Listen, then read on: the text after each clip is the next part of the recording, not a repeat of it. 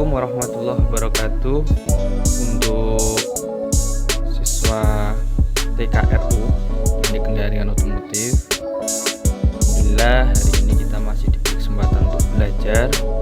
Dan itu perlu saya sampaikan bahwa kita harus mensyukuri kesempatan ini untuk belajar dengan sebaik-baiknya, walau dalam kondisi masih PJJ, pelajaran jarak jauh. Dari itu ingin saya sampaikan bahwa kompetensi yang harus kalian miliki pada KD yang pertama itu sampai harus mampu melakukan proses perbaikan komponen utama engine. Pada kesempatan kali ini ingin saya perlihatkan bahwa media prakteknya adalah ini. Kedua ini. Yang pertama adalah mesin K3VE. Di sini mesin ini menggunakan VVTi. Ya, di sini VVTi-nya sebelah kiri pada katup in. Yang pertama, kalian harus mampu melakukan proses pengukuran, diagnosa dan perbaikan. Nah, ini blok silindernya mesin K3VE. Ini digunakan pada mobil Xenia ataupun Avanza. Oke, media yang kedua, ini mesin Innova bensin untuk overhaul. Kalian harus mampu mengidentifikasi kerusakan sehingga dapat mengukur dan menentukan kerusakan dan langkah perbaikan yang tepat. Nah, mesin ini serinya adalah 1TRVE. Ini blok silindernya, dan ini adalah untuk kepala silindernya. Nah, kalau kita lihat posisinya, ini juga sudah menggunakan VVTi.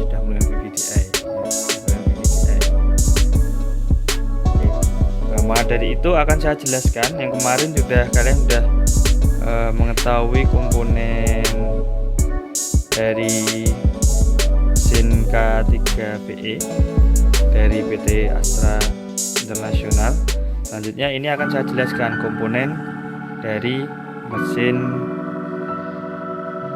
1TR FE. Oke, simak penjelasan materinya. Materi ini adalah dari mesin 1TR FE. Nah, di sini akan dijelaskan nanti komponen-komponen yang mungkin bisa membedakan dengan mesin atau engine yang kemarin sudah saya share, yang berdasarkan dari Astra Internasional. Di situ nanti di sini kalian akan bisa membedakan beberapa tipe mekanisme katupnya. Ya, di sini adalah mesin 1TRVE yang mempunyai 4 silinder. CC-nya adalah 2T0 atau 2000 cc, menggunakan 16 katup DOHC, double overhead camshaft dengan VVTi, variable valve timing intelligent, dan chain drive. Nah, sini untuk mekanismenya menggunakan chain atau rantai. Selanjutnya keterangan berikutnya, mesin ini lebih detailnya ini ada di placementnya, ini yang cc nya tadi ya. Selanjutnya bor, stroke langkah, ini diameter sama langkah 86 sampai 86,0. Nah, kompresi rasio 9,8 banding 1. Nah, melihat dari ini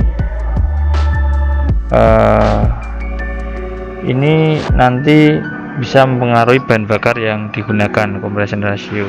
Oke, di sini kita lihat seperti kemarin komponen utama mesinnya yang dijelaskan di sini, yaitu yang pertama adalah silinder head cover atau tutup kepala silinder ya. Terus ada stainless steel exhaust manifold exhaust. Di sini ada selanjutnya long nozzle 4 hole tipe injektor. Nah, ini injektornya di sini.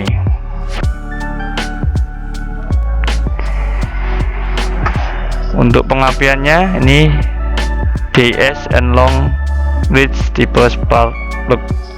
Hingga di sini menggunakan satu coil tiap satu silinder. Di sini ada throttle body.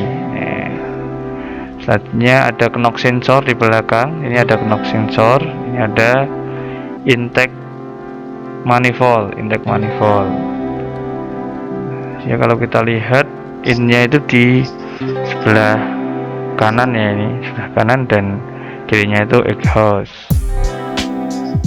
Selanjutnya ada VVT-A system. Nah, ini di sini VVT-A-nya. Jadi ini masih menggunakan single VVT-A. Nah, di sini ada Toyota Genie Super LLC untuk pendinginan, sistem pendinginan di sini. Oke, selanjutnya di sini kalau kita ingin melihat serinya, ya, serinya di sini nomor mesin dan serinya itu terletak di blok mesin. Ini untuk penjelasan tutup kepala silinder. Ya, di sini ada lubang untuk mengurangi konsumsi oli mesin yang melalui blow by gas, berat dan juga suaranya. Nah, di sini ada saluran untuk penguapan oli di sini, juga udara yang bersirkulasi di dalam mesin.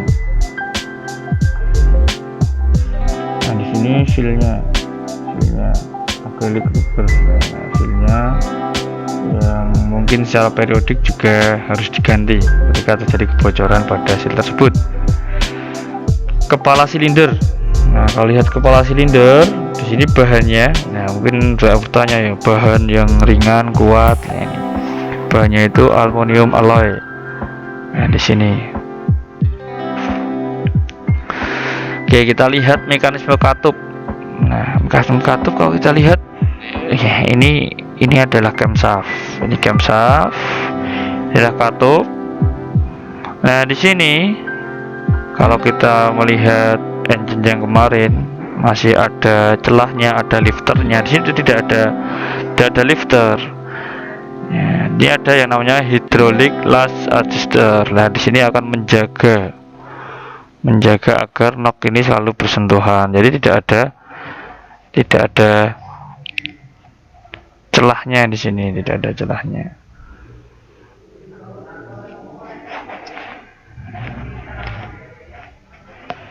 Oke, kelengkapan mesin ada blok silinder.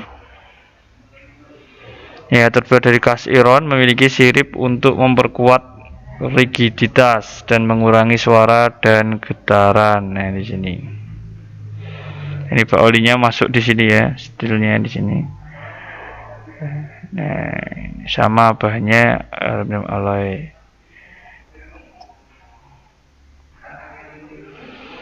Untuk piston, nah ini dibuat dari aluminium alloy juga, menggunakan ring piston low tension untuk mengurangi keausan. Coba untuk kalian perhatikan di sini ringnya itu berbeda. Kalau kita lihat secara detail, walaupun sama-sama ring kompresi pertama dan kedua itu berbeda.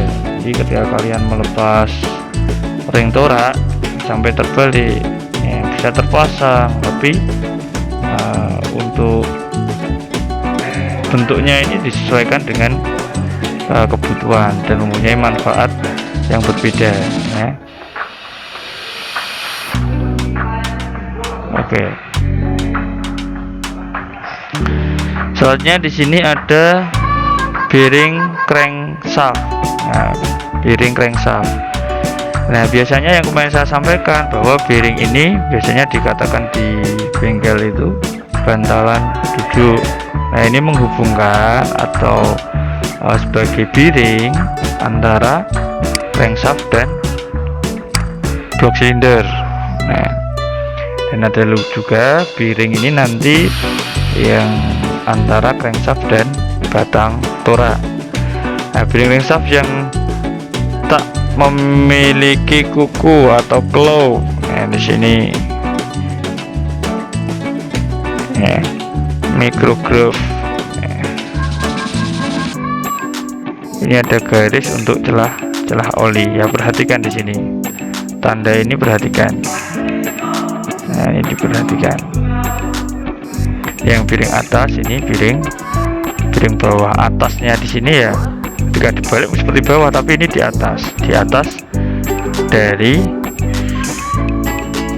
crankshaftnya. Nah, di sini ada hole atau lubang. Nah, upper bearing ini yang atas ya, yang atas tadi ketika dipasang dia ditempatkan, ada hole-nya di sini, ada lubangnya. Fungsinya apa? Di sini namanya lubrication hole atau lubang pelumasan. Sehingga ini ditempatkan nanti akan melumasi di celah-celah ini. Oke, kalau kita melihat pemasangan bearing ini yang bearing bawah ya, bearing bawah. Nah, antara B dan C itu sekitar, nah ini pengukuran ini B dan C celahnya 0,3 atau kurang, 0,3 atau kurang, sehingga sangat kecil ya. Kalau kita ngukur ya harus menggunakan vernier caliper yang kelihatannya 0,01 itu juga bisa, 0,02 bisa. Yang penting nanti hasilnya kemudian bawah dari 0,3 mm. Kocapnya di tengah ini, selisihnya harus sedikit. Ini sama ya, ini referensinya ya, yang crank journal ini bearing atas.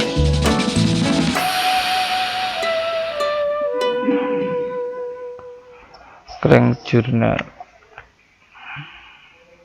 Nah, di sini diperlihatkan baut puli ya, baut puli yang mana baut ini berhubungan dengan crankshaft. Ketika diputar maka crankshaft berputar dan torak juga akan bergerak naik turun. Oke, ini sedikit perbedaan kalau kalian besok bongkar dari mesin untuk praktek. Nah, di sini terdiri dari roller rocker arm, hydraulic lash adjuster, dan sistem VVDI. Nah, ini yang saya sampaikan tadi. Ada hydraulic lash adjuster. Nah, di sini yang bawah tadi. Nah, ini hydraulic lash adjuster. Nah, ini. Nah, ini nanti mendapatkan roller rocker arm. Nah, kalau lihat di sini ada oil delivery pipe, atau di sini ada pipa untuk menyalurkan oli ke tiap-tiap knob ini. Dan dia akan mengalirkan oli di sini.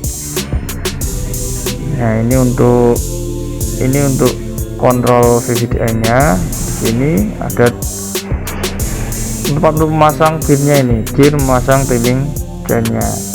Ini intake valve yang di kanan, yang di kiri exhaust valve atau pembuangan.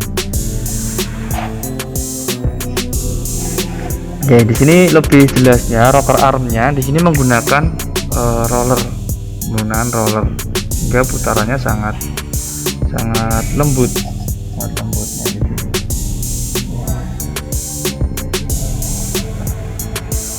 Roller rocker arm.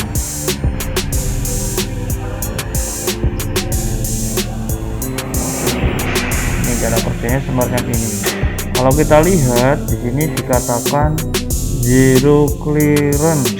Nah, zero clearance artinya celahnya tidak ada. Dia di set selalu nempel dengan kala katup di sini. Nah ini nanti yang bekerja apa ya, ini tadi ya, hydraulic lash adjusternya di sini.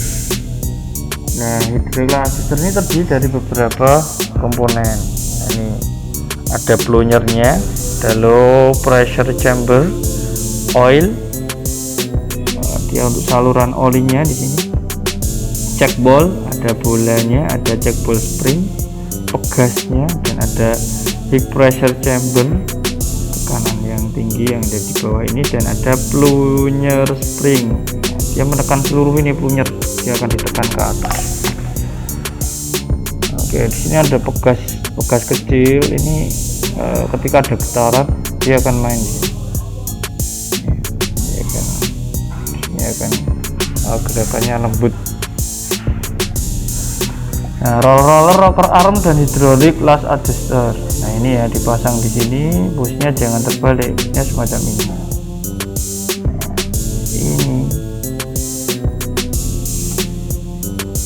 Nah, ini kepala katup.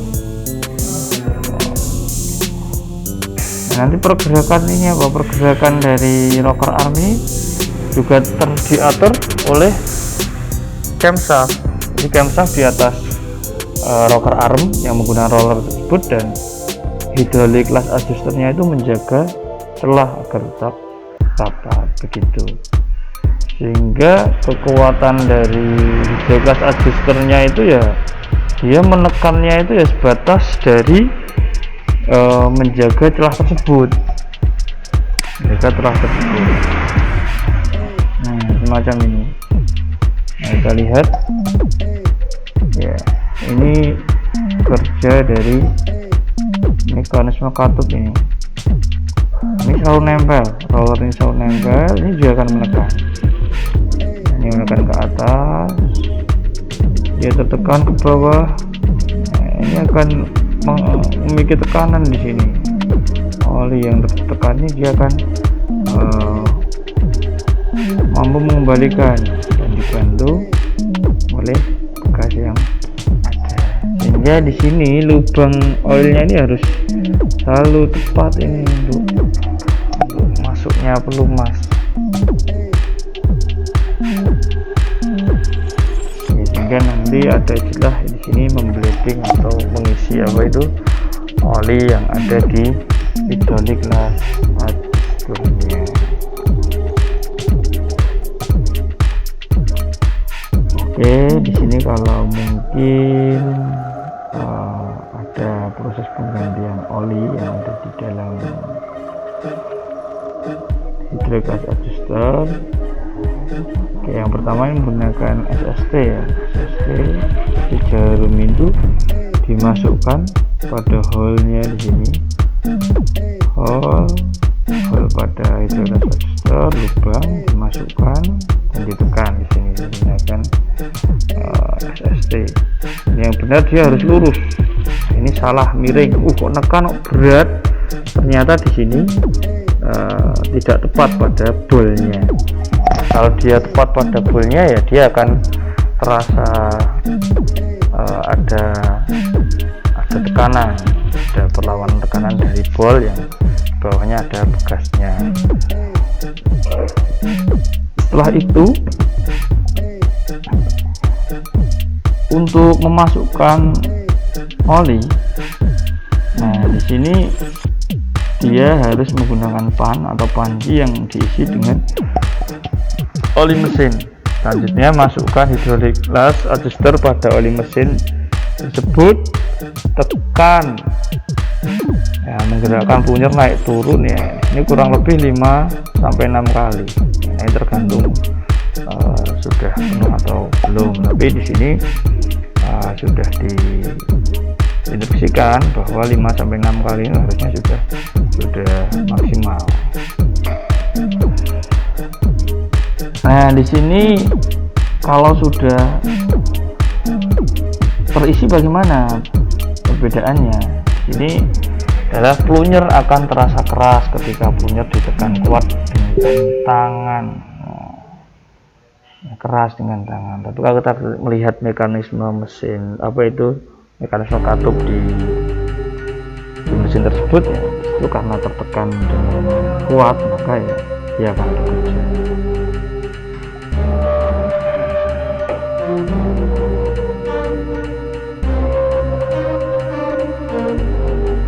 Ganti dengan yang baru, jika punya bisa bergerak walaupun olinya sudah diganti 3 kali.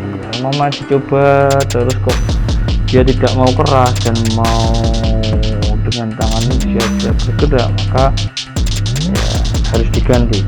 Dianggap bahwa hydraulic clutch adjusternya itu rusak. Oke, di sini ada juga tambahan pendingin mesin ya, dia menggunakan coolant dari Toyota ya, kapasitas ya kurang lebih ada pemeriksaan temponya dalam setiap 40.000 ya, diganti pertama 160.000, berikutnya tiap 80.000 km, cukup panjang jaraknya. Oke, intake dan exhaust. Kita melihat intake manifold di sini. Kalau pasak ya ini sudah dilepas khusus apa itu dari engine. Tapi jangan terbalik. Akun asnya ini belum ada untuk pasang terbalik. Nah, ini simpel bodinya.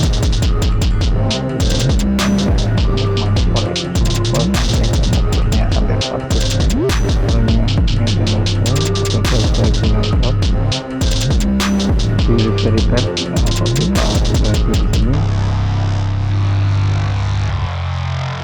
Kita lihat ya, quick konektornya di sini untuk menghubungkan. Ada quick konektor yang bawah pun juga sama. Dari kita lepas di sini ya, klipnya di sini. Ya. Pada sistem bahan bakar dijelaskan sedikit dari injektornya. Ini ada keterangan injektor nozzle panjang dengan untuk mengurangi emisi gas buang dengan mencegah bahan bakar menempel pada dinding intake. Jadi kalian harus mengetahui bahwa pada mesin bensin untuk penginjeksian bahan bakarnya tidak direct, tidak langsung di dalam ruang bakar. Harusnya kan masih di intake manifold semacam ini, intake manifold, sehingga ini juga tidak terlalu panas, beda dengan yang direct,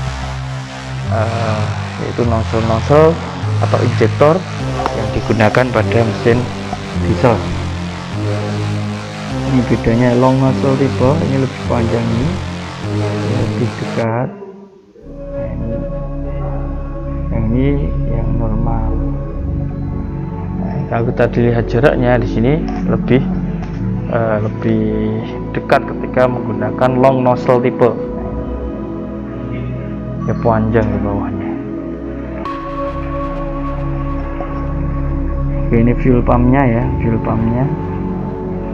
Dalam fuel pump itu pasti ada filternya, ada motornya. Oke.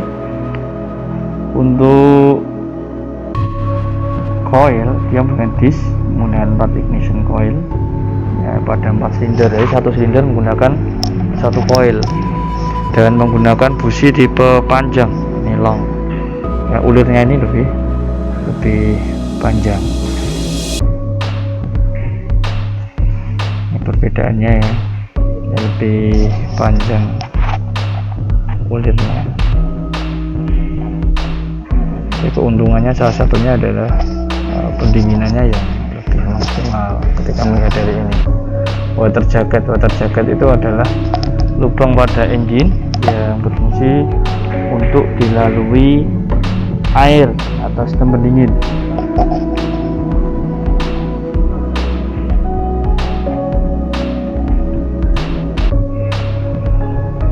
Nah, untuk spesifikasi, kalau yang standar itu dari Genso setnya adalah K20HR U11 sekitar 26,5 mm. Untuk celah busi pada engine ini adalah 1 mm sampai dengan 1,1. Ini enak ya, jadi jika kalian setel ya cukup 1 filler, karena biasanya filler yang 0,1 ya ada ya 0,1. Jika kita menggunakan 1 filler yang 1 mili ini sudah bagus, sudah mau standar. Jarak penggantian dari busi ini tiap 20.000 km, atau kalau bulan ya di angka 24 bulan. Oke, kita melihat puli yang ada di engine Innova ini. Ada 2 puli idle di sini, yang pertama, yang kedua. Nah, yang ketiga ada automatic tensioner. Nah, ini otomatis dia akan menekan ini ketika dipasang. Alternator puli, ada crank shaft puli, yang mana ini selalu harus kalian lepas di sini. Water pump di tengah, yang atas ini adalah power steering. Nah, yang ini di sini ada AC, ya, puli yang menuju ke AC.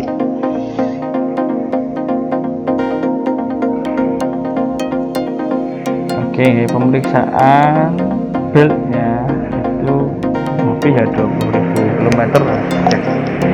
Ini ada airflow master AFM, di sini ada filternya, ini ada throttle body-nya dan intake manifold di sini. Ya. Terus ada crank position sensor, dia akan mendeteksi pergerakan dari crank. Yang atas di cam position sensor, dia akan mendeteksi knock as atau camshaft. Sini ada FET tipe knock sensor. Nah, ini knock sensornya.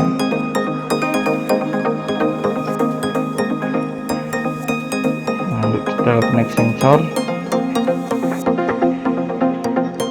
Nah, kalau kita lihat di sini, dia nanti kan berdasarkan resistensi ketika dia bekerja. Nah, di sini ada ETCSI, Electronic Throttle Control System Intelligent. Nah, link list tipe ETCSI untuk pengontrolan throttle yang lebih baik, non-linear control atau idle speed control, sehingga ini sudah tidak ada tidak ada selang kawat ya yang dihubungkan ke throttle. Dia menggunakan pengontrolan ini yang namanya ETCS ini. Dia akan dihubungkan ke ECU, dan ECU yang akan menggerakkan throttle, sehingga pembukaan gasnya tidak secara langsung, tapi dia menggunakan kabel yang dihubungkan ke ECU, dan ECU juga akan mengontrol dari throttle ya. Ini dikemas AFL, coil, injektor. Nah, ini dua ini adalah aktuator, ini adalah sensor. Ini TPS, throttle position sensor, untuk sensor. Oke, throttle position sensor merubah densitas magnetic flux menjadi electric signal. Jadi valve timingnya itu bisa bervariasi tergantung posisi atau kondisi mesin. Nah, VVTi ketika dibongkar itu ada semacam ini, timing rotor. Nah, timing rotor ini ya timing rotor, ada housing, ada rumahnya, ada lock pin di sini, ada lock pin. Ya, ada lock pinnya di sini. Ini ada rotornya di sini. Ya, ini yang muter yang ada di housing ini. Dan sprocketnya, ada gearnya. Ini untuk tempat timing chainnya, dan intake atau camshaft, intake camshaft. Ini ketika in operation, ini akan ada tekanan oil press, menekan pada lock pin, dia akan set, sehingga dia akan terjadi perubahan pada permukaan. Nah, kalau kita lihat alirannya dari mana, saya bingung ini alirannya dari mana. Kita saya bongkar dari aktuator ini, aktuator yang mengalirkan oli. Dia dialirkan, jadi tetap membutuhkan lubang yang ada di camshaftnya. Pergerakan dia akan maju mundur. Ini ada koilnya, ini bukan magnet, ini akan punjernya ini bergerak maju mundur. Oke, itu ya untuk 1TR FE nya. Nah, ini hanya membedakan mesin 2TR dan 1TR. Oke, terima kasih untuk materi kali ini. Semoga nanti bisa ya memberi gambaran apa yang akan kalian praktekkan di sekolah berdasarkan informasi atau dari mesin 1TR FE yang mana memang sangat beda.